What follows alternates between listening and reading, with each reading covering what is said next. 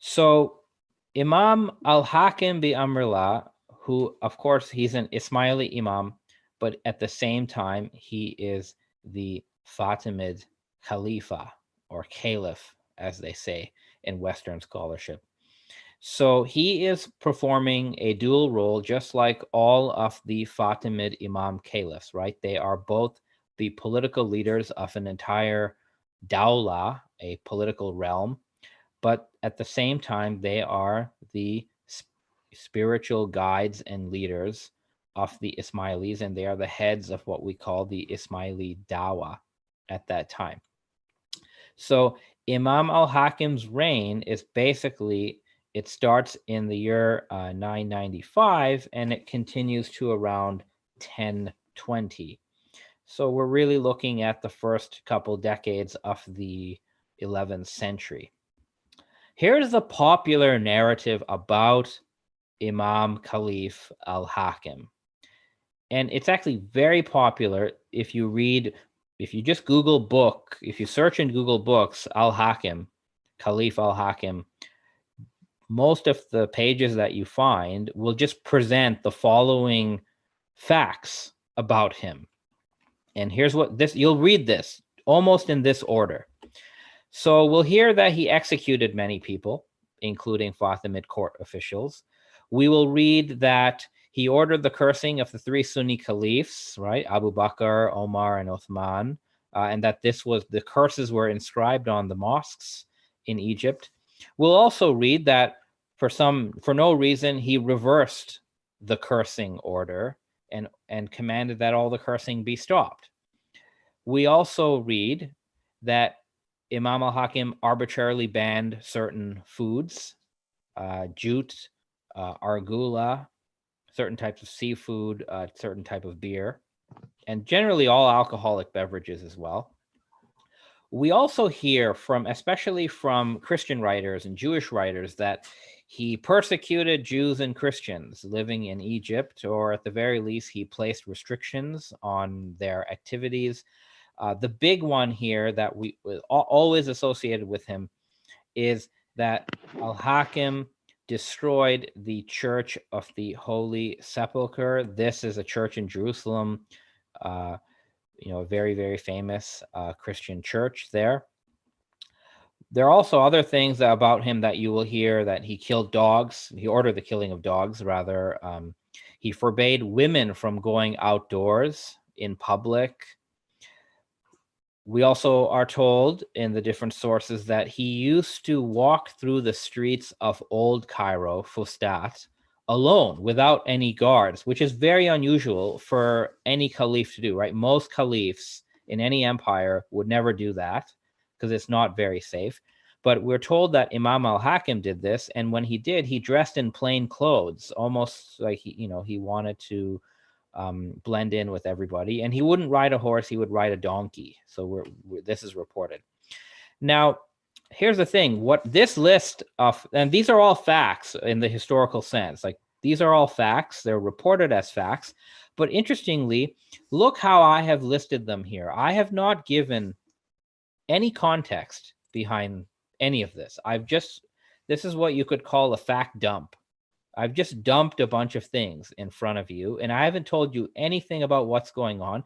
But even if you read some of the medieval Muslim chroniclers like Ibn Khalid, who died in 1282, you can find a translation of this online. He presents this almost in the way I have right here, with very little information. In fact, many times he'll report one of these things and he'll say, "Oh, I don't know the reason for it," or "I can't get into why right now."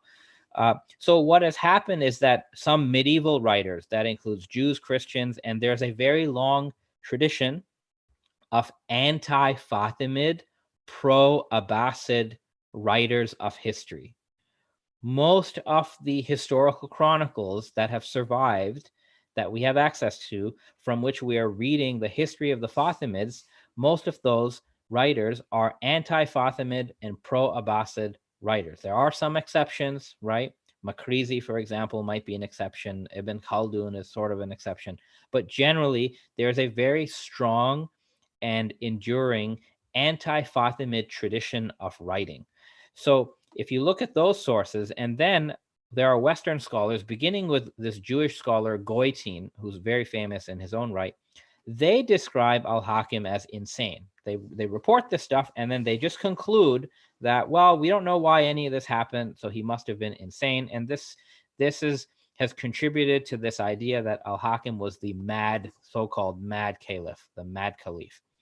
Now, why am I bringing this up? Well, number one, someone had asked me about this earlier, but also there was last week a very famous Islamic studies podcast did an episode on the Fatimids, and unfortunately, a lot of what they said, they only spoke for about Imam al-Hakim for a minute or two, but a lot of what they said was this repetition of what you see here, this very decontextualized narrative, and again, these accusations of insanity and so on. So what I'm going to do for the next few minutes is I would like, again, taking an academic, historical, critical approach to what you see here, I am going to present a counter narrative, okay, an alternative account of the same facts. And this is the interesting thing about history. You can all have a bunch of facts like you see here, but there are many ways to present these facts.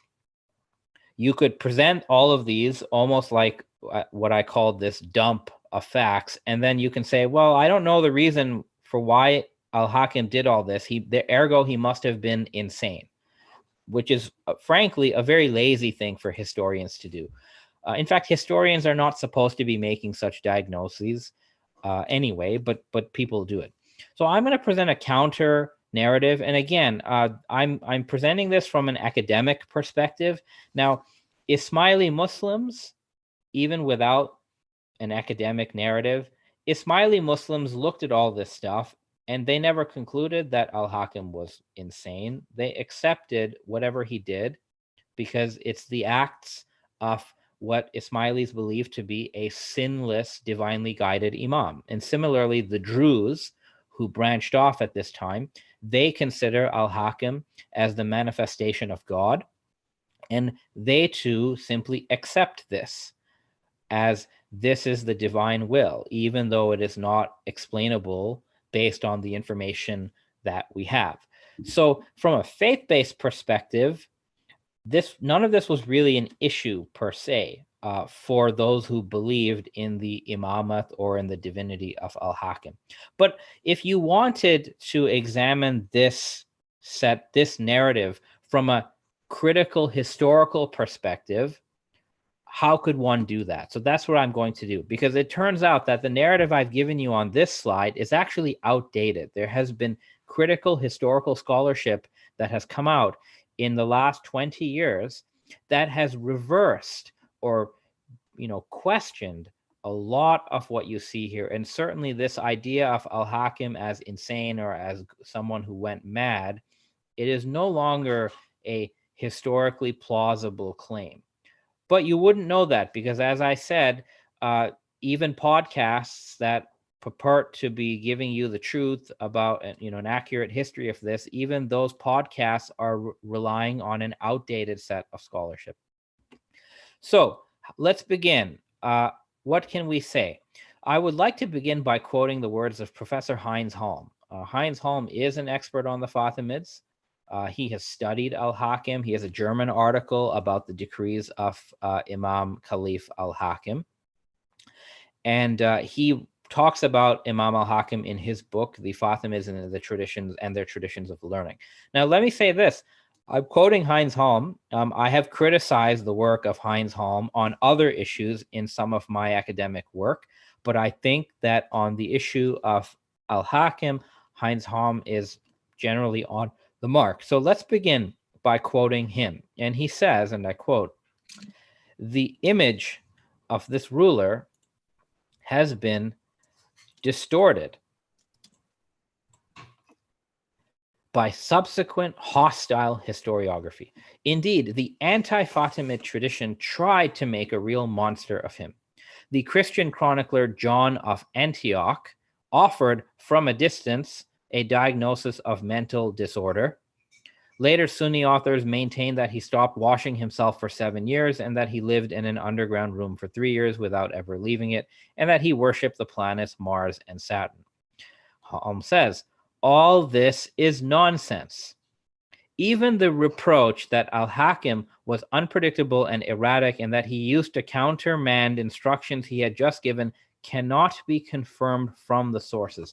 If we refer to the contemporary annals of Cairo, and above all, to al-Hakim's edicts, sijilat, as handed down in the sources, we acquire a very different picture. So that's for starters, right? How is he even being studied? Are we going to rely on what historians living so much later who are aligned with an Abbasid Caliph? Are we going to listen to them without question? Are we going to listen to Christian authors who are not there making accusations? Now, to be fair, there was one physician who was in the contemporary in Cairo, who accused al-Hakim of having melancholy, who diagnosed him with that. But that doctor was not a very good doctor, because it turns out that doctor was a big drinker, and he actually died because he was drunk and he was coming home from a drinking party, and he fell down in like a pond and he died. Okay, so he basically drank himself to death. So like the doctor that did diagnose al-Hakim with some sort of mental condition, he probably had mental problems of his own. So that's not very reliable either. But anyway, now let's go to the details. I'm going to go to each of those bullet points that I listed, because you will read, from that prior slide, this is what you'll read about al-Hakim, and I want to provide the context behind. So the first thing, that he executed many people, including Fatimid court officials. So what's the context of this? Well, firstly, he was 11 years old when he becomes the Imam and Caliph, and immediately there was a figure in the court named Barjawan, and he became the guardian of al-Hakim. Now, the Fatimid court at this time is not this very peaceful arena. It's actually very turbulent. There's a rivalry in the Fatimid court between the Berbers, the so-called Westerners, and the Easterners. The Easterners are Persians and Turks. And so there's already there's infighting going on. And at one point, al-Hakim had to appoint one of the Berbers named Ibn Ammar as a wasita, which is sort of like an intermediary between the Caliph and the army and everybody else. And al-Hakim was basically threatened to appoint this person. So al-Hakim is being pressured by these factions in the Fatimid court, and they're trying to basically take advantage of him. Everyone is looking to hold power. The other problem is that Barjawan, who's the guardian of al-Hakim, Barjawan is actually mistreating al-Hakim as he's growing up. He's very much mistreating him. He is putting him basically under house arrest. So why? So Barjawan could be in charge of the whole empire. You also have the grandsons of Khalil Numan and the son of Jauhar. Now, Khalil Numan and Jauhar are these great figures from the prior century, but their sons and grandsons are somewhat corrupt. We have reports of stealing and betrayals and all sorts of stuff going on with these figures. So Heinz Halm tells us that the Caliph was very suspicious of the officials and dignitaries of his court, and the fact that he severely punished people because they did not keep their promise, they betrayed him, they were accused, people committed all kinds of ethical lapses in the Fatimid court. They seem to have been allowed to get away with it for some time, but al-Hakim would have none of that. And he actually earned the reputation for being a very just ruler because he actually punished these courtiers and politicians when they messed up. The other thing to remember is, for those who watch Game of Thrones, I don't know how many of you watch Game of Thrones, but imagine the court of Game of Thrones, except instead of one little finger, you have 10 little fingers. right? You have all these people whispering to each other. Everybody is trying to like secretly overthrow the ruler. This is sort of what the Fatimid court is like. And if you watch Game of Thrones, the person who stays in power is the one who takes sort of like a tough line against everybody else and makes everybody else afraid of him. So this seems to be the strategy that al-Hakim used when he was a caliph, and frankly, it worked. Like he was not deposed by any members of his court. He kept everybody on their toes. So no, he was not a cruel person, but you could say he ruled with a tough hand. Somebody keeps unmuting themselves, and I'm hearing their background noise. So if you're on mute, let's please stay on mute. At the same time, during this period, so the first al-Hakim was the Caliph and Imam for about 20 years or so, somewhere 25 years. There was also an economic crisis during this time, so inflation was a big problem, and some merchants were committing what you would call predatory pricing. They would jack up the prices on goods. So the al-Hakim would punish those people because he made a rule that you can't do that.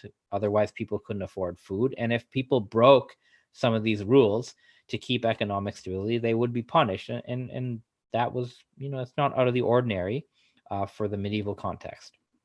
So you see, there's an explanation. There's context behind some of these things we hear. The next thing. So this is an interesting one, right? We are told that during the first 10 years of his reign, al-Hakim did order the cursing of the first 3 Sunni caliphs. But this is not some unusual thing. It is actually a standard Shia Muslim practice that was very early, it seems, and continues among some 12 Shia today, that people curse the first 3 caliphs because they, in the Shia view, they usurped an authority that did not belong to them. By implementing this at the state level, what Imam al-Hakim is doing is that he's actually making an appeal to Shia across the Muslim world, that he is the eminent representative of Shia Islam. So there's nothing really crazy or insane about this cursing practice. It's already there. People are already doing it. And the Shia in Iraq actually welcomed this when he did it. Now, the banning of foods. Again, if this is just presented as is, then one could think, what's going on here? But as it turns out, a couple of these foods, based on the research that's been done, so this jute or mulukhia and argula, these foods at that time, they symbolically were tied to the Umayyad dynasty. All right. So mulukhia, as Jennifer Pruitt writes, mulukhia had been favored by the Umayyad Caliph Muawiyah. We all know who Muawiyah is, right? He fought against Ali. And then the other food, argula, that was associated with the Prophet's wife, Aisha, who in the Shia understanding of history, Aisha was sort of like a co-conspirator with Abu Bakr and Omar to take the caliphate from Imam Ali. So when al-Hakim bans these foods, that has symbolic value. And if you look at this is during the first 10 years of his imamate and caliphate. There's something happening here. What's happening is that the imam is following a religio-political strategy to publicly promote Shi'i Islam at a very large level. And what that actually does for some time is it encourages or it results in mass conversions to Ismaili Islam within the Fatimid Empire. Now, that's interesting because for most of Fatimid history, the Ismailis in Egypt are minority, right? The Sunnis are the majority Muslim group in Egypt. The Ismailis are a minority. But you could say this was an attempt by al-Hakim to sort of bring Ismaili Shi'i Islam into the public square, if you will, to sort of encourage people to embrace Ismaili Shi'i Islam en masse. So that was the policy. So this is actually all consistent. There's nothing insane about any of this. Now, did it work or not? That's another story. But there's nothing illogical about this particular strategy. And Jennifer Pruitt is someone who's written a book and some articles on this topic recently that you can check out, where she makes this extended argument. Now, here's what happens. So now we're now in about 10 years since Al-Hakim became the Imam and the Caliph. And as I said, he was pursuing a pro-Shia, a very resolutely pro-Shia public state policy. Now, that resulted in blowback. So you have this figure named Abu Rakwa, and he claimed to be a descendant of the Umayyads in Spain. I don't know if he really was, but he claimed it and people accepted it. So he led an anti-Fatimid Umayyad revolt against the Fatimids in the year 1004 and 1005. And he used the pro-Shia policy of Imam al-Hakim as the rallying cry. So he conquered a whole bunch of land and territory, and he didn't reach Cairo, but he got very close. He got as close as Giza, you know, where the pyramids are in Giza. So his army got to Giza, and this was actually seen as a threat. People in Cairo were very scared of what would happen. But Al-Hakim and his Fatimid army, they defeated Abu Rakwa. So this Sunni revolt was defeated. But you could say that Al-Hakim learned a lesson from what happened, and after this revolt is subdued, Al-Hakim shifts his policy. Okay, he shifts the governing policy from pro-Shia to pan-Islamic. Pan-Islamic is my term. But now what he's trying to do is he's actually trying to, at the public level, reconcile Sunni and Shia. All right. Why is he doing this? Well, the fact that there was an anti-Fatimid, anti-Shia revolt probably meant that the populace is not ready for a pro-Shia, political dynasty. So this is actually better strategy at this time. And this is also a way to challenge the Abbasid Empire, right? The Abbasids are the main competition for the Fatimids. If Al-Hakim can show the people in Abbasid territory that he is the Imam and Caliph of all Muslims, it might encourage some of the, you could say, servant states of the Abbasids to switch over their allegiance to Al-Hakim. So in 1009, what happens is the cursing is reversed, right? I think that happens after the revolt, but the cursing is reversed. But it's reversed for a very logical reason. And then in 1009, Imam al-Hakim issues a sigil or an edict, which basically says that whether you're Shia or Sunni, whether you pray 5 times or 3 times, whether you begin fasting on Ramadan on this day or another day, he basically says every Muslim can try to find his own solution within his religion. And al-Hakim accepts, for the purpose in the Fatimid state, he allows the Sunnis to practice Islam according to their legal schools, madhabs, just as he allows the Ismailis to do it. So what it does at a public level, it puts Ismaili and Sunni ritual sort of at the same level of legitimacy. So it is a pluralistic policy for that time. That's why I call it pan-Islamic. And you know what?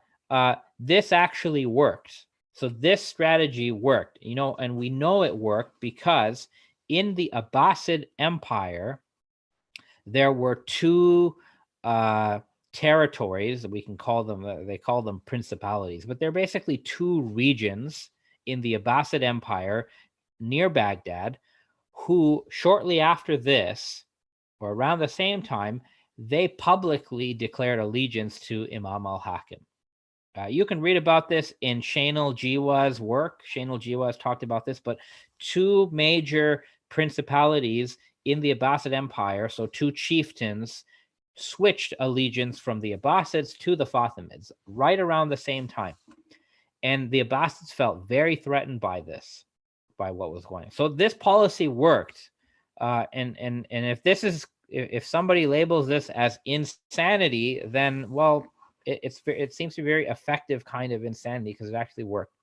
So Paul Walker has mentioned in an introduction to the book Master of the Age, Paul Walker has said that regarding al-Hakim's policies, Muslims, by contrast, and he's talking about Sunni and Shia, at least in the popular imagination of the time, saw the policies of the Fatimid ruler as appropriate and necessary, a sign, in fact, that a Muslim ruler was actively doing what he was supposed to do. Like no other Fatimid, he, al-Hakim, gained a following beyond his immediate political domain. Naturally, there were many who objected as well. The Shi'i imamate was anathema to the Sunnis in any case. Still, among the Shia and others in the eastern territories of the Abbasids, he, al-Hakim, gained acceptance. Street demonstrations in Baghdad had crowds crying out his name, Ya Hakim, Ya Mansur. So there was actually riots in Baghdad around the same time where 12 Shia were rioting against the Abbasids, crying out the name of al-Hakim. So this was a very, very effective policy of Imam al-Hakim. Again, this is from you could say, a historical perspective, right? I'm not making a moral judgment, right? I'm not taking a faith perspective to this. It's just from a historical perspective that when we look at the context behind these facts, we find a different picture. Now, in the literature, al-Hakim is always being lambasted for, restricting the religious freedom of Jews and Christians living in Egypt. Now, it's true, he did do that. He placed restrictions on the movements and the activities of Jews and Christians living in Egypt. This is absolutely true. It's not something new, though. It has always been part of Islamic law, Islamic legal interpretation, and political governance that Jews and Christians are what you call dhimmis, protected peoples.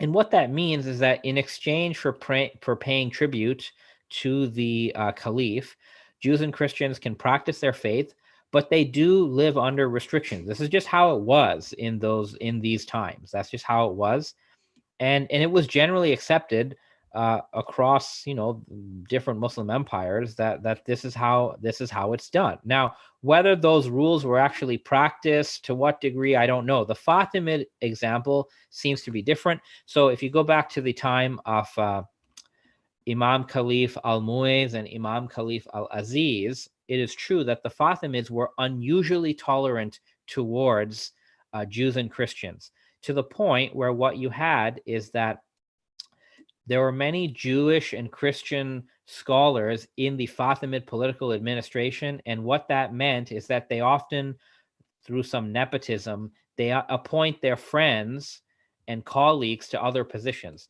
The other thing that you have happening is Imam al-Aziz, and I think Imam al-Mu'izz as well, but some of the Fatimid caliphs are marrying Christian women, and these Christian women became mothers of the next caliph or imam, and because of that status and they didn't change their religion, so some of these Christian women who were wives of the Fatimid caliphs, they were able to manage to get their cousins or in-laws appointed in the administration. So overall, what this did is it resulted in a blowback.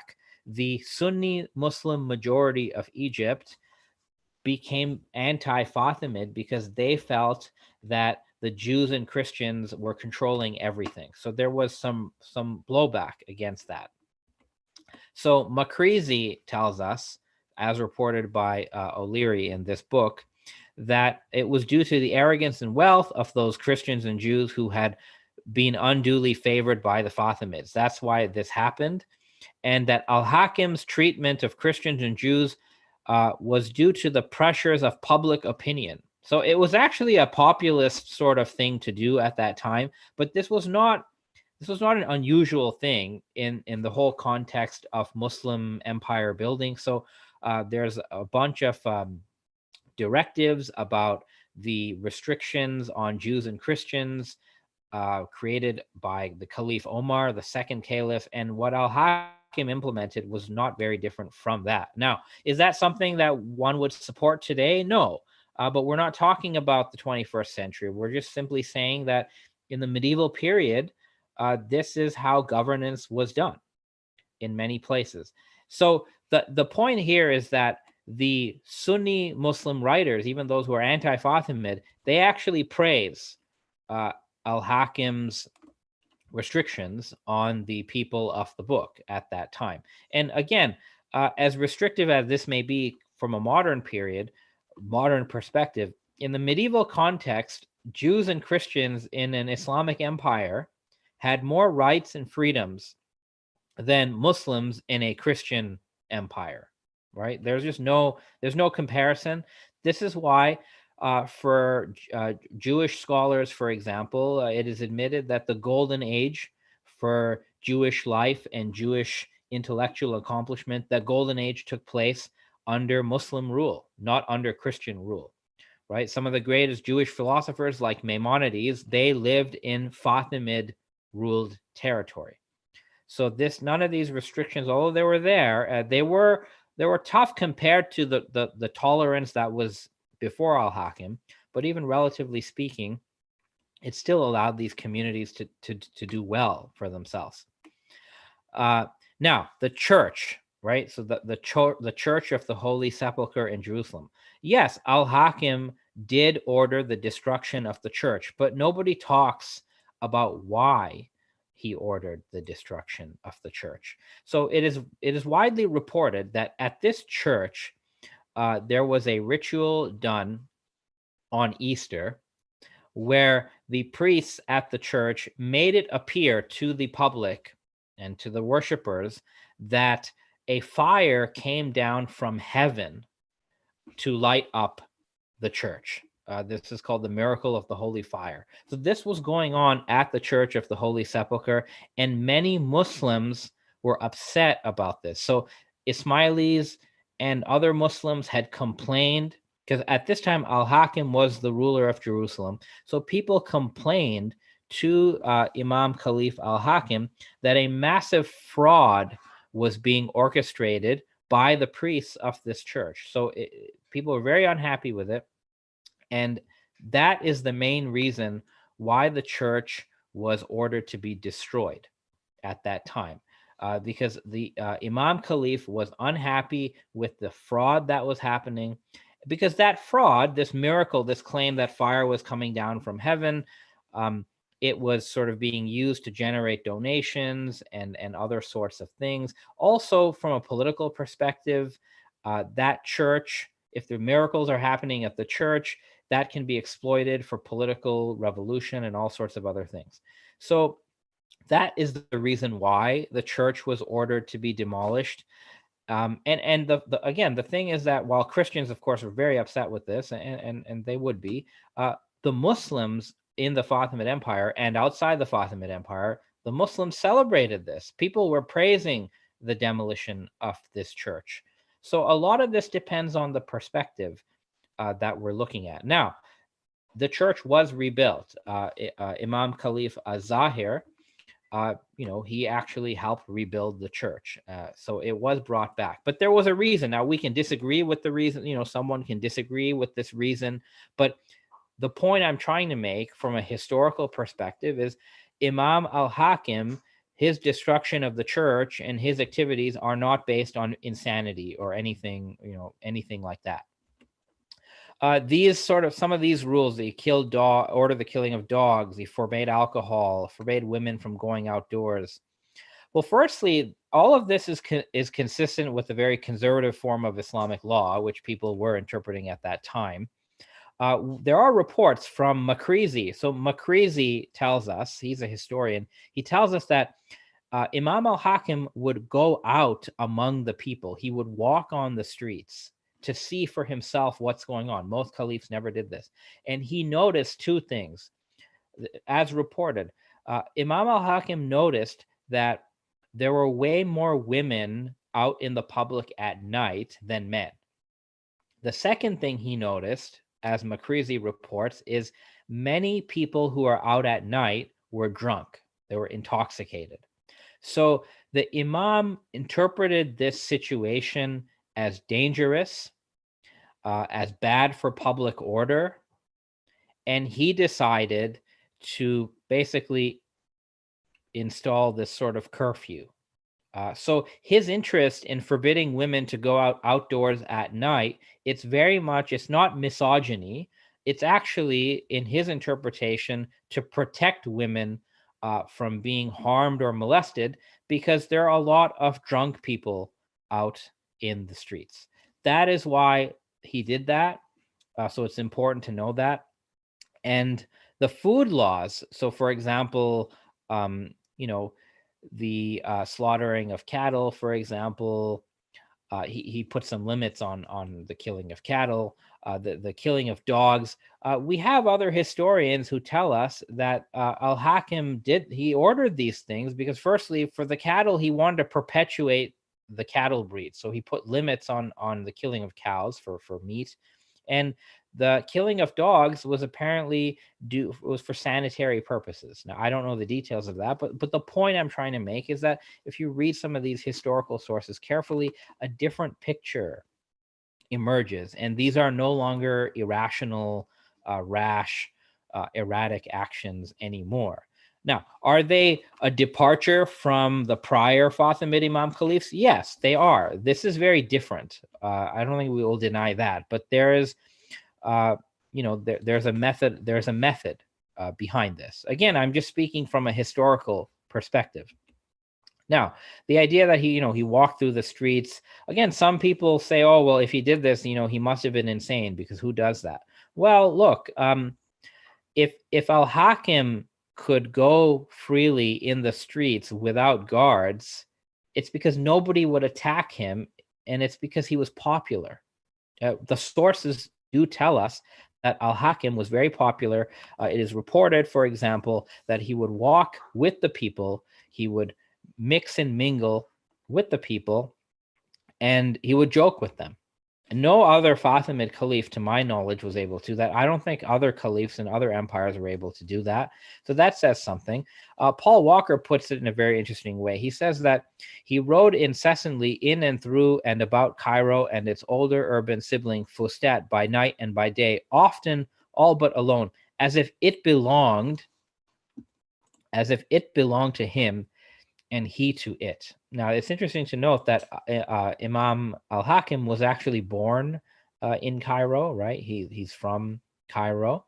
He's born there. The other caliphs, imams before him, are not from Cairo. They moved to Cairo. So al-Hakim had a special connection to Cairo and its people that the prior Fatimid caliphs did not have.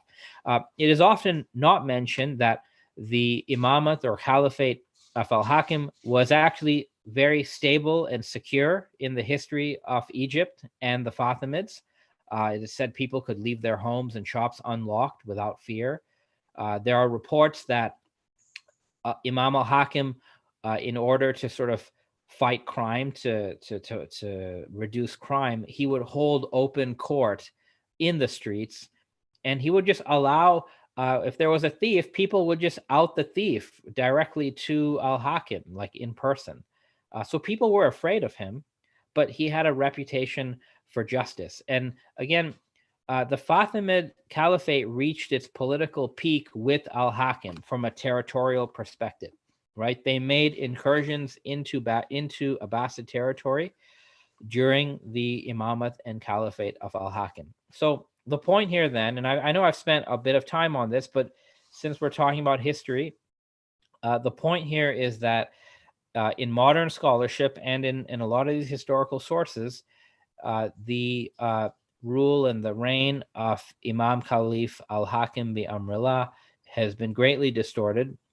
And what I've shown you here is a academic, critical, historical account or argument that says, look, when we look at the context of his reign, and if we look at what's happening on the ground, then most of Imam al-Hakim's actions are explainable.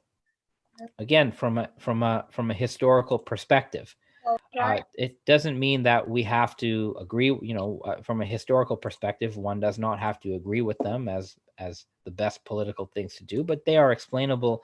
And certainly this whole idea of him being a mad caliph or insane, it does not actually hold much water. So anyway, that's on that point.